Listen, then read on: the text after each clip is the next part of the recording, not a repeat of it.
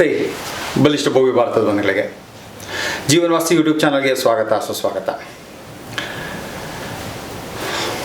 ಒಂದೊಂದು ಸಲಕ್ಕೂ ಒಂದೊಂದು ಟಿಪ್ಸ್ಗಳನ್ನ ಕೊಡ್ತಾ ಹೋಗ್ತಾ ಇರ್ತೀನಿ. ವಾರಕ್ಕೆ ಒಂದು ಒಳ್ಳೆ ಟಿಪ್ಸನ್ನು ಕೊಡ್ತಾ ಹೋಗ್ತಾ ಇರ್ತೀನಿ. ದಯವಿಟ್ಟು ಅದನ್ನು ಫಾಲೋ ಮಾಡೋದ್ರಿಂದ ವೈಜ್ಞಾನಿಕವಾಗಿ ನಮಗೆ ಯಾವ ರೀತಿಯಲ್ಲಿ ನಮಗೆ ಅನುಕೂಲಗಳಾಗುತ್ತೆ ಅನ್ನೋದನ್ನು ನಾನು ತಿಳಿಸ್ತಾ ಹೋಗ್ತಾ ಇರ್ತೀನಿ. ಒಂದು ನಮಗೆ ವಾಸ್ತು ಅಂತಾರೆ ಒಂದು ದೈವಿಕ ಭಾವ ಬರುತ್ತೆ, ಅದಕ್ಕಿಂತ ಹೆಚ್ಚಾಗಿ ನಮಗೆ ವೈಜ್ಞಾನಿಕ ಮನೋಭಾವ ಬರಬೇಕು. ವೈಜ್ಞಾನಿಕವಾಗಿ ವಾಸ್ತು ನಮಗೆ ಯಾವ ರೀತಿಯಲ್ಲಿ ನಮ್ಮ ಜೀವನದಲ್ಲಿ ಪರಿಣಾಮ ಬೀರುತ್ತೆ ಅನ್ನೋದನ್ನು ತಿಳ್ಕೊಳ್ಳೋಂಥದ್ದು ಬುದ್ಧಿವಂತರ ಲಕ್ಷಣ.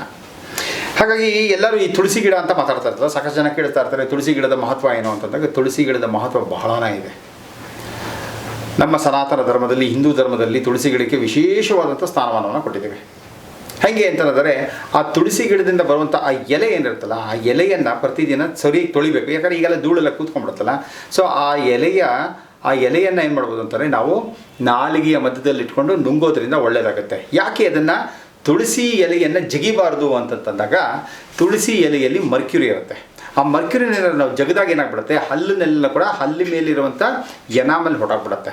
ಹಾಗಾಗಿ ತುಳಸಿ ತೀರ್ಥ ಅಂತಲೂ ಕೂಡ ಕರಿತಾ ಇರ್ತೀವಲ್ಲ ನಾವು, ತುಳಸಿ ತೀರ್ಥ ಅಂತಂದ್ಬಿಟ್ಟು ಎಷ್ಟೋ ದೇವಸ್ಥಾನಗಳು ಹೋದಾಗ ಏನಾಗುತ್ತೆ ಅಂತಂದರೆ, ಆ ತೀರ್ಥದಲ್ಲಿ ತುಳಸಿ ಎಲೆಯನ್ನು ಸೇರಿಸಿ ಕೊಡ್ತಾರೆ. ಯಾಕೆ ಅಂತಂತಂದರೆ ಅದರಲ್ಲಿ ನಮಗೆ ವಿಶೇಷವಾದಂಥ ಔಷಧೀಯ ಗುಣಗಳಿರುತ್ತೆ.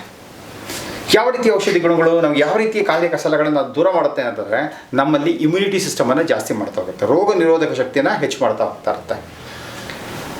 ಮತ್ತೊಂದು ಅದರಲ್ಲಿ ಸಾಧಾರಣವಾಗಿ ವೈಜ್ಞಾನಿಕವಾಗಿ ಹೇಳಿರೋದೇನು ಅಂತಂದರೆ, ಸುಮಾರು 14 ಗಂಟೆಗಳ ಕಾಲ ಆ ತುಳಸಿ ಎಲೆಯಿಂದ, ಆ ತುಳಸಿ ಮರದ, ಆ ತುಳಸಿ ಗಿಡದಿಂದ ಏನಿರುತ್ತಲ್ಲ ಆಕ್ಸಿಜನ್ನು ಬರ್ತಾ ಇರುತ್ತೆ ಅಂತ. ಅಂಥ ತುಳಸಿ ಗಿಡವನ್ನು ನಾವು ಮನೆಯ ಸುತ್ತಲೂ ಇಟ್ಕೊಂಡಾಗ ಏನಾಗುತ್ತೆ ಅಂದರೆ, ನಮ್ಮ ಮನೆಗೆ ಆಕ್ಸಿಜನ್ನು ಜಾಸ್ತಿ ಬರ್ತಾ ಇರುತ್ತೆ. ಎರಡನೇದೇನಾಗುತ್ತೆ ಅಂತಂದರೆ, ಇದು ಆ್ಯಂಟಿ ಬ್ಯಾಕ್ಟೀರಿಯಲ್ ಅಂತ ಹೇಳ್ತಾರೆ.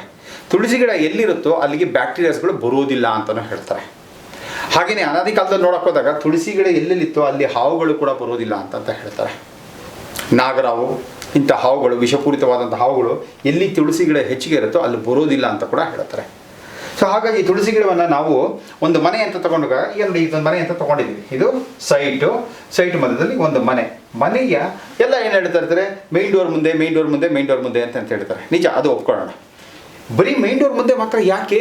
ಇಷ್ಟೊಂದು ಔಷಧೀಯ ಗುಣಗಳುಳ್ಳಂತಹ ಈ ತುಳಸಿಯನ್ನು ನಾವು ಹೆಚ್ಚೆಚ್ಚು ಬಳಸಿದಷ್ಟು ಮನೆ ಆರೋಗ್ಯಪೂರ್ಣವಾಗಿರುತ್ತೆ. ಮನೆಯಲ್ಲಿ ವಾಸ ಮಾಡುವಂಥವ್ರು ನಾವು ಆರೋಗ್ಯಪೂರ್ಣವಾಗಿರ್ತೀವಲ್ವ. ಹಾಗಾಗಿ ತುಳಸಿಯನ್ನು ಎಲ್ಲ ಕಾರ್ನರ್ಗೂ ಹಾಕ್ಬೋದು. ನಿಮ್ಮ ಸೈಟ್ ಹೆಂಗಿರುತ್ತಲ್ಲ, ಎಲ್ಲ ಕಾರ್ನರ್ಗೂ ತುಳಸಿ ಗಿಡವನ್ನು ಹಾಕೋದ್ರಿಂದ ನಮಗೆ ಶ್ರೇಯಸ್ಸಾಗುತ್ತೆ. ಈಗ ತುಳಸಿ ಗಿಡ ಹಾಕೋಕ್ಕಾಗಂದರೆ ಒಂದು ಪಾಟಲ್ಲಿ ತುಳಸಿ ಗಿಡ ಬರುತ್ತಲ್ವ, ಅದನ್ನು ಕೂಡ ನೀವು ಎಲ್ಲ ಕಡೆನೂ ಮಾಡ್ಕೋಬೋದು.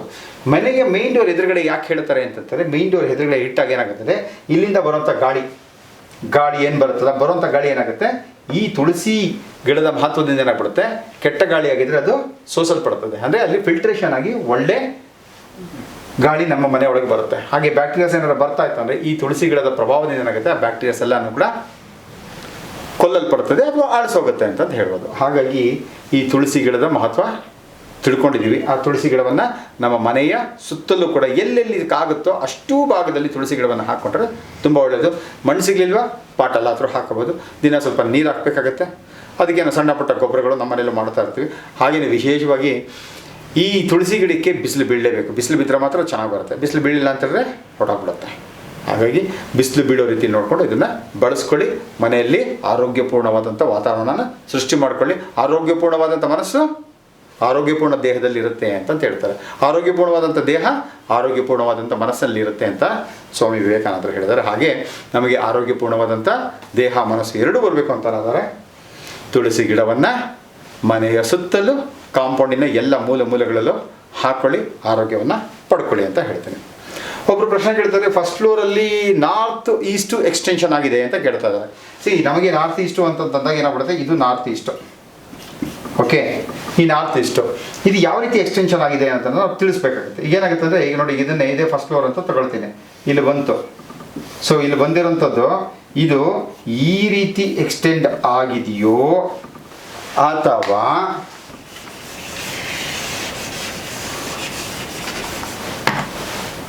ಈ ರೀತಿ ಆಗಿದೆಯೋ ಇದು ತಿಳ್ಕೊಬೇಕಾಗುತ್ತೆ.